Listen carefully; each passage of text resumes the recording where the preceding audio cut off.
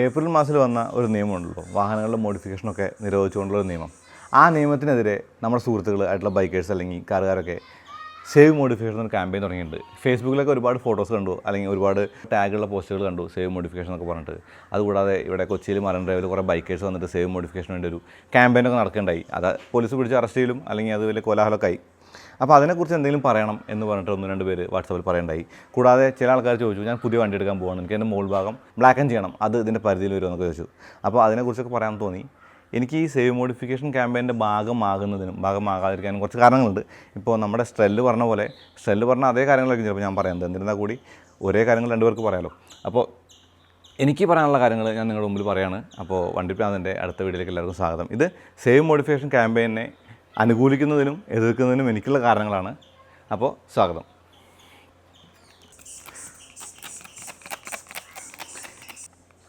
ഇപ്പോൾ cooling film നിരോധിച്ചപ്പോൾ തന്നെ നമ്മൾ അതിനോടെതിരായിരുന്നു. കാരണം ഈ കൊടും ചൂടിൽ ഇപ്പോൾ പാലക്കാട് ജില്ലയിൽ 40 ഡിഗ്രിയോളം ചൂടിപ്പുണ്ട്.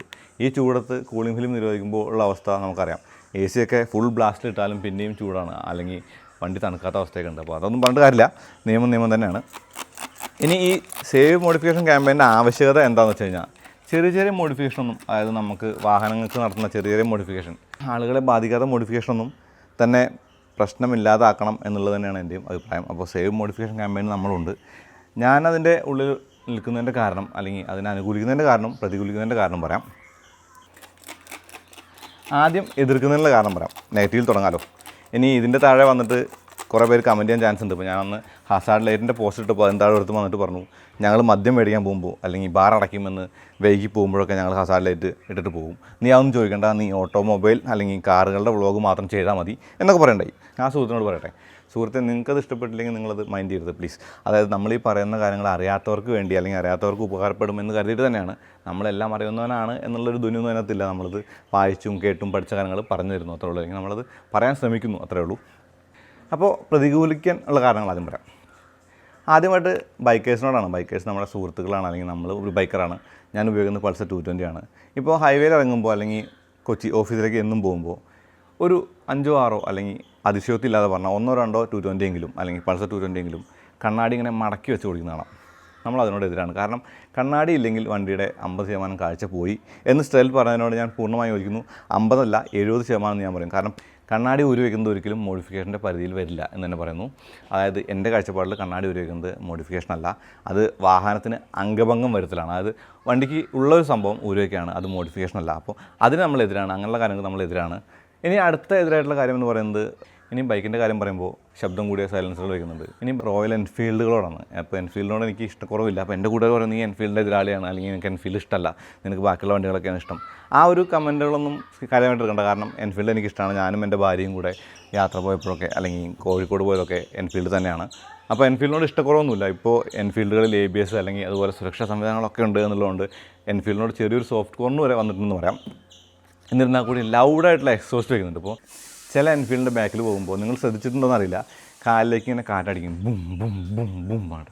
അപ്പോൾ അത് എത്രമാത്രം അരോചകമായ ശബ്ദമാണ് പ്രൊഡ്യൂസ് ചെയ്യുന്നതെന്ന് ആലോചിച്ചാൽ കൊള്ളാം. ഇപ്പോൾ ഹെൽമെറ്റ് വെച്ച കാരണം നമുക്ക് അധികമായിട്ട് അറിയില്ല. പക്ഷേ എന്നിരുന്നാൽ കൂടി നമ്മുടെ വണ്ടിക്ക് അല്ലെങ്കിൽ നമ്മുടെ യാത്ര ചെയ്യുന്ന ആൾക്കാരൊക്കെ വളരെ അത്ഭുതപ്പെട്ട് നോക്കുന്നതൊക്കെ കണ്ടിട്ടുണ്ട്. അപ്പോൾ അത്രയും സൗണ്ടുള്ള എക്സോസ്റ്റ് നമുക്ക് ആവശ്യമുണ്ടോ എന്ന് തോന്നിയിട്ടില്ല. അപ്പോൾ ഞാൻ അതിനുമെതിരാണ്. ഇനി മൂന്നാമത്തെ കാര്യം എന്ന് പറയുന്നത്, അല്ലെങ്കിൽ അടുത്ത ഒരു മോഡിഫിക്കേഷൻ്റെ പ്രശ്നം എന്ന് പറയുന്നത്, വാഹനങ്ങളിൽ, നമ്മുടെ കാറുകളിൽ മുകളിലൊക്കെ LED ലൈറ്റ് വെച്ച് കാണാറുണ്ട്. അതുപോലെ പ്രൊജക്ടർ ലൈറ്റൊക്കെ മാറ്റി LED ഒക്കെ വെച്ച് ഫുൾ കംപ്ലീറ്റ് ലൈറ്റപ്പ് ചെയ്ത കാറുകൾ കാണാറുണ്ട്. ഇപ്പോൾ ബെൻസിനും BMW അല്ലെങ്കിൽ അതുപോലുള്ള വലിയ വാഹനങ്ങൾക്കൊക്കെ LED ലൈറ്റ് ആണല്ലോ, വൈറ്റ് ആണല്ലോ, സെനോൺ ആണല്ലോ എന്ന് പറയും. പക്ഷേ അതിൻ്റെ ഒരു സെറ്റപ്പ് എന്ന് പറയുന്നത് ആളുകളുടെ മുഖത്തേക്ക് അടിക്കാതിരിക്കാനുള്ളൊരു ലെവലിംഗ് ഉണ്ട് അതിനകത്ത്. നമ്മൾ കസ്റ്റം ചെയ്യുമ്പോൾ അത് ഉണ്ടായിക്കൊള്ളുന്നില്ല. ഇപ്പോൾ രാത്രിയൊക്കെ ദൂരയാത്ര പോകുന്ന ആൾക്കാർക്ക്, അതല്ലെങ്കിൽ നമ്മൾ ഒരു വിജനമായ റോഡിലൊക്കെ എത്തുമ്പോൾ നമുക്കത് വേണം. പക്ഷേ സാധാ റോഡിലൊക്കെ അതിൻ്റെ ആവശ്യമുണ്ടെന്ന് തോന്നിയിട്ടില്ല. അപ്പോൾ വലിയ ലൈറ്റിൻ്റെ മോഡിഫിക്കേഷനോട് നമ്മൾ എതിരാണ്. ഇനി ഹൈബീം ഞാൻ പലപ്പോഴും ഉപയോഗിക്കാറില്ല. നമ്മുടെ നാട്ടിൻപുറത്തിനും മാത്രമേ ഹൈബീം ഉപയോഗിക്കാറുള്ളൂ. എന്നിരുന്നാൽ കൂടി ഹൈബീം ഉപയോഗിക്കുന്ന ഒരുപാട് പേരെ കണ്ടിട്ടുണ്ട്. അത് കണ്ണിലേക്ക് അടിക്കുന്നതും അത് അപകടമുണ്ടാക്കാൻ സാധ്യതയുണ്ട് എന്നുള്ളതൊക്കെ പറയാൻ ശ്രമിച്ചിട്ടുണ്ട്. അത് പലപ്പോഴും ചീത്തവിളിയിൽ അവസാനിച്ചിട്ടുള്ളൂ. ഇനി അടുത്ത കാര്യം, ഇത് പറയാമോ എന്ന് എനിക്കറിയില്ല, എന്നാലും പറയാണ്. ചില ആളുകൾ കുട്ടികളെ വാഹനത്തിൻ്റെ മുന്നിലിരുത്തി കൊണ്ടുപോകുന്നതാണ്. അത് ലുലുവിലൊക്കെ സിനിമയ്ക്ക് പോകുമ്പോഴാണ് കൂടുതലും കണ്ടിട്ടുള്ളത്, അല്ലെങ്കിൽ നമ്മുടെ സിനിമാ തിയേറ്ററിലൊക്കെ പോകുമ്പോഴാണ് കൂടുതലും കണ്ടിട്ടുള്ളത്. നമ്മുടെ കുഞ്ഞിനെ, അതായത് 1-2 വയസ്സുള്ള കുഞ്ഞിനെ വാഹനത്തിൻ്റെ ഫ്രണ്ട് സീറ്റിലിരുത്തി യാത്ര ചെയ്യുന്നത് കണ്ടിട്ടുണ്ട്.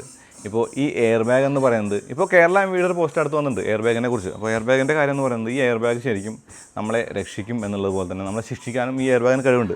ഈ എയർ ബാഗ് നമ്മൾ സീറ്റ് ബെൽറ്റ് ഇട്ടില്ലെങ്കിൽ എയർ ബാഗ് ബ്ലോ ചെയ്യുമ്പോൾ നമ്മുടെ മുഖത്ത് വന്നിരിക്കാനും നമുക്കത് വലിയൊരു അപകടം ഉണ്ടാക്കാൻ ചാൻസ് ഉണ്ട്. അതുപോലെ നമ്മൾ ഫോൺ അടിച്ചുകൊണ്ടിരിക്കുന്ന സമയത്താണ് എയർ ബാഗ് പൊട്ടിയതെങ്കിൽ ഇങ്ങനെ വന്നിരിക്കാനും കൈ ഒടിഞ്ഞു പോകാനൊക്കെ സാധ്യതകളുണ്ട്. അപ്പോൾ എയർ ബാഗ് എന്ന് പറയുന്നത് നമ്മളെ രക്ഷിക്കുന്നതിനോടൊപ്പം നമ്മളെ ശിക്ഷിക്കാൻ കൂടി ഒരു പവറുള്ള ഒരു വെപ്പൺ തന്നെയാണെന്ന് പറയാം. അതുകൊണ്ട് തന്നെ കുട്ടികളെ മുൻനിർത്തി പോകുമ്പോൾ പെട്ടെന്ന് എങ്ങാനും എയർ ബാഗ് ഡിപ്ലോയ് ആയാൽ കുഞ്ഞുങ്ങളല്ലേ മുഖത്ത് വന്നിരിക്കാനോ അല്ലെങ്കിൽ ശ്വാസം മുട്ടി മരിച്ചു പോകാൻ വരെ സാധ്യതയുണ്ട് എന്നുള്ളതാണ് അതിൻ്റെ ഒരു വിഷമകരമായ സത്യം. അപ്പോൾ ഇത് കണ്ടിട്ടുണ്ട്, പറയാൻ ശ്രമിച്ചിട്ടുണ്ട്, പക്ഷേ അതും ചീത്തവിളിയിലാണ് അവസാനിച്ചിട്ടുള്ളത്. ഇനി ഇതിനേക്കാൾ ഉപരിയായിട്ടൊരു ആൾക്കാരുണ്ട് എന്ന് വെച്ചാൽ വാഹനത്തിനകത്ത് വണ്ടി ഓടിച്ചുകൊണ്ടിരിക്കുമ്പോൾ ഡ്രൈവറുടെ വണ്ടിയിൽ കൊച്ചിനെ എടുത്തിട്ട് അവനെ കൊണ്ട് സ്റ്റിയറിംഗ് പിടിച്ച് ഓടിച്ചുകൊണ്ട് പോകാറുണ്ട്. അവരോടൊന്നും പറയാനില്ല, അത് ചെയ്യരുതെന്നല്ല, ചെയ്യാതിരിക്കുന്നതാണ് നിങ്ങൾക്കും നിങ്ങളുടെ കുഞ്ഞുങ്ങൾക്കും ഒക്കെ നല്ലത്. അങ്ങനെയുള്ള കാര്യങ്ങൾ മോഡിഫിക്കേഷൻ്റെ കാര്യത്തിൽ വരില്ലെങ്കിൽ കൂടി അതും കൂടി ഒന്ന് പ്രതിപാദിക്കണം എന്ന് തോന്നി. അപ്പോൾ അതിനും നമ്മളെതിരാണ്. ഇനിയും എതിരായിട്ട് കുറേ കാര്യങ്ങളുണ്ട്, എല്ലാം പറയുന്നില്ല. അപ്പോൾ ഇത്രയും കാര്യങ്ങളാണ് എതിർക്കുന്നത്. ഇനി അനുകൂലിക്കുന്ന കാര്യങ്ങൾ പറയാം.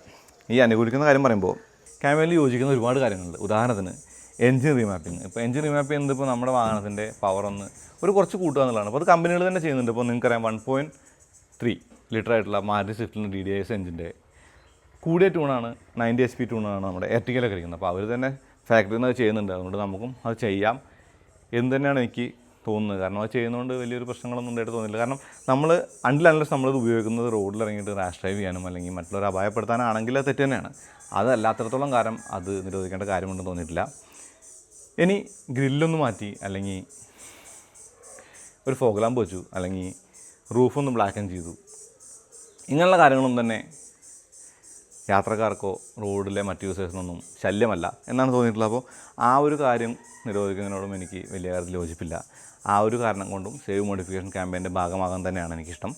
ഇനി വേറൊരു കാര്യം കൂടിയുണ്ട്. ഇപ്പോൾ ഓഫ് റോഡുകളെ കുറിച്ച് പറയുമ്പോൾ നമ്മുടെ പ്രളയകാലത്ത് നമ്മൾ കണ്ടു വെള്ളമൊക്കെ മുങ്ങി കിടക്കുന്ന സ്ഥലത്തൊക്കെ പോയി രക്ഷിക്കാനും അല്ലെങ്കിൽ ആളുകളെ കൊണ്ടുപോകാനൊക്കെ നമ്മുടെ ബലൂൺ ടയറിട്ട 4x4 ആയിട്ടുള്ള സ്നോക്കൽ വെച്ച വാഹനങ്ങളെ ഉണ്ടായിരുന്നുള്ളൂ. അപ്പോൾ ഈ മോഡിഫിക്കേഷൻ്റെ നിയമം ഏറ്റവും കൂടുതൽ ബാധിച്ചത് അവരെയാണ്. അപ്പോൾ അവരുടെ കൂടെ ചെയ്യുന്ന ക്രൂരതയായിട്ടാണ് എനിക്ക് ഈ ഒരു നിയമത്തെക്കുറിച്ച് തോന്നിയിട്ടുള്ളത്. അതെന്തുകൊണ്ടാണെന്ന് വെച്ച് കഴിഞ്ഞാൽ ഇപ്പോൾ സ്നോക്കൽ വെച്ചാലോ ടയർ വലിപ്പം കൂട്ടിയാലോ ഒരു ലിഫ്റ്റ് കിറ്റ് വെച്ചാലോ ഒന്നും അതാരും ശല്യപ്പെടുന്നൊരു കാര്യമായിട്ട് എനിക്ക് തോന്നിയിട്ടില്ല. അതുകൊണ്ടുകൂടി ഞാൻ ഈ ക്യാമ്പയിനെ അനുകൂലിക്കുന്നുണ്ട്. അപ്പോൾ ചില കാരണങ്ങൾ കൊണ്ട് നമ്മൾ ഈ ക്യാമ്പയിൻ അനുകൂലിക്കുന്നു, ചില കാരണങ്ങൾ കൊണ്ട് നമ്മൾ ഈ ക്യാമ്പയിൻ അനുകൂലിക്കുന്നില്ല എന്ന് പറഞ്ഞില്ലേ. ഇനി ഇതിൽ വെയിറ്റേജ് കൂടുതലും നമ്മൾ അനുകൂലിക്കുന്ന കാര്യങ്ങളാണ്. അപ്പോൾ നമുക്ക് ഈ സേവ് ക്യാമ്പയിൻ വേണം, സേവ് മോഡിഫിക്കേഷൻ ക്യാമ്പയിൻ വേണം. കാരണം ചെറിയൊരു മോഡിഫിക്കേഷൻ ചെയ്യാനൊക്കെ നമ്മൾ അലൗഡ് ആയിരിക്കണം. അതൊന്നും വാഹനങ്ങൾക്ക് ഒരു പ്രശ്നമായിട്ട് തോന്നിയില്ല. പക്ഷേ ഇതെല്ലാം RC ബുക്കിൽ എൻഡോസ് ചെയ്യാനുള്ള ഓപ്ഷൻ ഉണ്ടാക്കിയാലും മതി. അപ്പോൾ ഇതിനകത്ത് നമ്മൾ ചെയ്യാനുള്ളത് നമ്മൾ സമരം ചെയ്തിട്ടോ അല്ലെങ്കിൽ നമ്മൾ കല്ലെറിഞ്ഞിട്ടോ ഒന്നും കാര്യമില്ല. പകരം നമ്മുടെ സുഹൃത്തുക്കളാരും ഉണ്ടെങ്കിൽ അല്ലെങ്കിൽ വക്കീലന്മാരായിട്ടുള്ള ആൾക്കാരെല്ലാം ഉണ്ടെങ്കിൽ ഒരു ഹർജി കൊടുക്കുകയോ അല്ലെങ്കിൽ അതിന് എന്തെങ്കിലും പോസിബിലിറ്റി ഉണ്ടോ എന്നുള്ളത് അന്വേഷിക്കുകയൊക്കെയാണ് ചെയ്യേണ്ടതെന്നാണ് എനിക്ക് തോന്നിയിട്ടുള്ളത്. ചില സെയിൽസ്മാൻമാർ പറഞ്ഞിട്ടുണ്ട്, ഇപ്പോൾ നമ്മൾ വാഹനം ഇറക്കുന്നതിന് മുമ്പ് തന്നെ നമുക്ക് റൂഫ് വേണമെങ്കിൽ ബ്ലാക്ക് ആക്കാം, എന്നിട്ട് സ്പോർട്സ് എന്ന് പറഞ്ഞിട്ട് RC ബുക്കിൽ എൻഡോസ് ചെയ്താൽ മതി, പ്രശ്നമില്ലെന്ന്.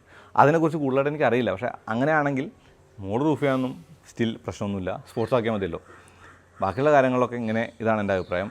ഞാൻ ചെറിയ ചില കാര്യങ്ങൾ കൊണ്ട് സേവ് മോഡിഫിക്കേഷൻ ക്യാമ്പയിനെ അനുകൂലിക്കാതിരിക്കുകയും എന്നാൽ ബാക്കിയുള്ള വലിയ ലിസ്റ്റ് കാരണങ്ങൾ കൊണ്ട് ഈ സേവ് മോഡിഫിക്കേഷൻ ക്യാമ്പയിൻ വേണമെന്ന് പറയുകയും ചെയ്യുന്ന ആളാണ്. അപ്പോൾ സേവ് മോഡിഫിക്കേഷൻ ക്യാമ്പയിൻ നടക്കട്ടെ, അതിൻ്റെ കൂടെ നമ്മുടെ സുഹൃത്തുക്കളായിട്ടുള്ള ആൾക്കാരായാലും ഹർജി കൊടുക്കുകയോ അല്ലെങ്കിൽ അതിൻ്റെ ബാക്കിയുള്ള നിയമങ്ങളിലേക്ക് കിടക്കട്ടെ, അതങ്ങനെ പോട്ടെ. നമുക്ക് എപ്പോഴും ഒരു ഫ്രീ ആയിട്ടുള്ള ഒരു മൈൻഡ് സെറ്റുള്ള അല്ലെങ്കിൽ നമ്മുടെ സ്വതന്ത്രമായി വണ്ടി ഓടിക്കാൻ പറ്റുന്നൊരു കൾച്ചർ വരട്ടെ, വിദേശങ്ങളിലൊക്കെ പോലെ. അപ്പോൾ ഇത്രയൊക്കെയാണ് പറയാനുള്ളൂ.